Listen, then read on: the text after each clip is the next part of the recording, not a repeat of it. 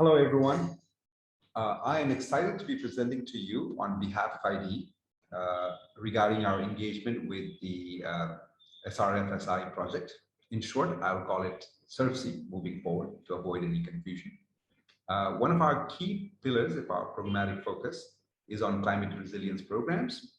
And we currently have 8 projects in this across our global country programs in Central America, Africa, and Asia.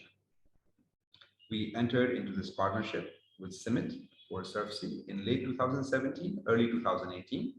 At first, looking at really creating and curating market intelligence and information that would be relevant for us to understand the drivers of technology commercialization from an economic point of view. And then in the later phases, as you can see here, 2019, we modified our program looking at some of the nodal points, such as the social enterprises that SRFSI has been working with, and their roles in promoting technologies from an ecosystem perspective. In the final phase, the reason we are here today and we're talking about it, we focused on looking at 3 broad gaps that we had in our understanding of the CASI technology market system. One, looking at the entire value chain, not just from a transactional perspective of selling the technology, but rather from a relationship perspective of building relationship building perspective with the farmers and the suppliers of technology, so that long-term values could be communicated and trust could be built with them.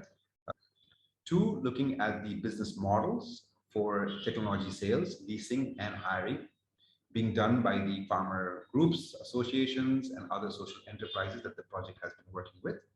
And thirdly, finding the nexus between technical feasibility of CASI technologies in terms of does it work as promoted, is it desirabilities amongst the users, as in, do the users who are using it like it for whatever reason it may be, and its viability as a business, as in to find out if it can run commercially so. The first was around developing the knowledge through baseline reports that involve stakeholders from India and Bangladesh. After a preliminary scoping in Rangpur here in Bangladesh and a series of discussions with the relevant point of contacts in Kuch Bihar, India, we finalized the selection of the enterprises, choosing 2 from Bangladesh and 2 from India. These interactions and engagement with these federations and what we call in India the custom hiring centers, CSCs, were crucial for us to build and customize our enterprise incubation and acceleration training models. And the 3-day accelerator course basically focused on 3 broad categories. And I'm not going to go into details of it, but broadly, the module was around 1, ideation and assessment of business ideas for specifically CASI technologies and machineries and other ag machineries. 2, helping these custom hiring centers and these federations improve their business management capacity so that the machines that they're using, the business model that they have, they can implement it in a more effective and efficient manner. And then ultimately, to take the learning from what they're doing with us and with the SRFSI program in general, and if they're interested in continuing this business model, to pitch that for further funding. And the further funding could come from investors that they had within their domain, or maybe other programs that would be able to fund them in the future. And of course, the third milestone was creating and curating case studies around the application of these training modules. With that, let's go to the learning. There were many learnings of this project, of course. One of the contextual element of how do you run a program in a COVID scenario. 2, looking at the technology aspect of it, looking at the business model, the consumer aspects of it. But broadly, we've kind of summarized and synthesized our learning into 2 broad categories. For iDE, this was a unique project, given that such a vast amount of difference in the capacity of the stakeholders, their location, and their consumers.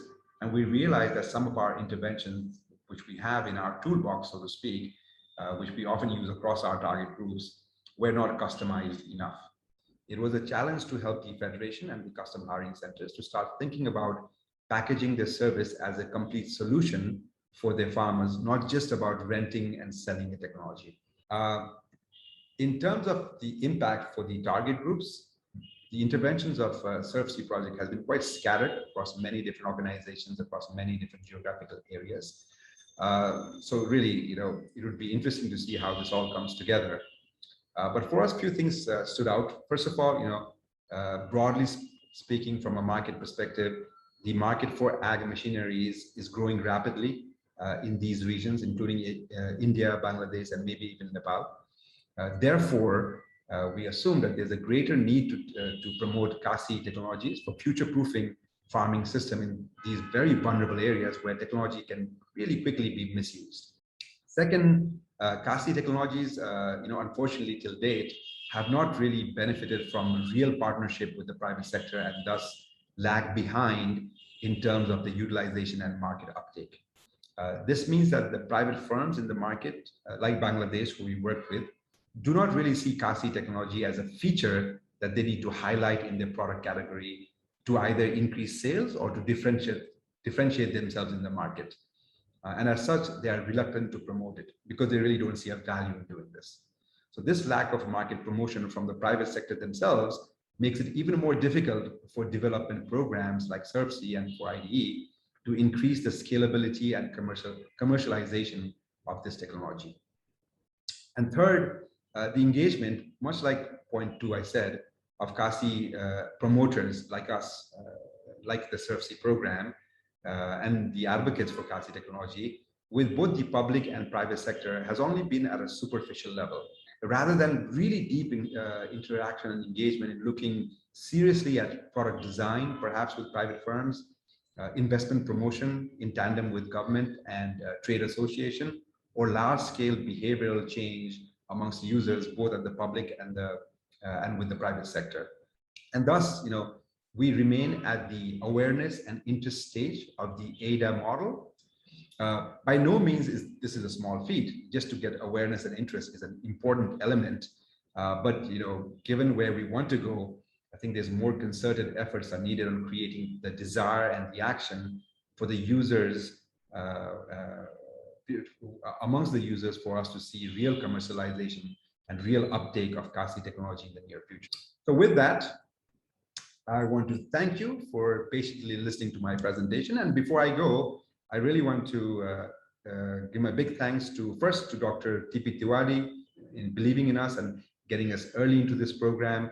And then, of course, to Dr. Brendan for his leadership, for his really keen technical insights in what we are doing, and to his amazing logistical and support team in Nepal for their timely support in making our project happen. Thank you very much. I hope you guys have a great day. We hope to learn more from you. And for now, take care.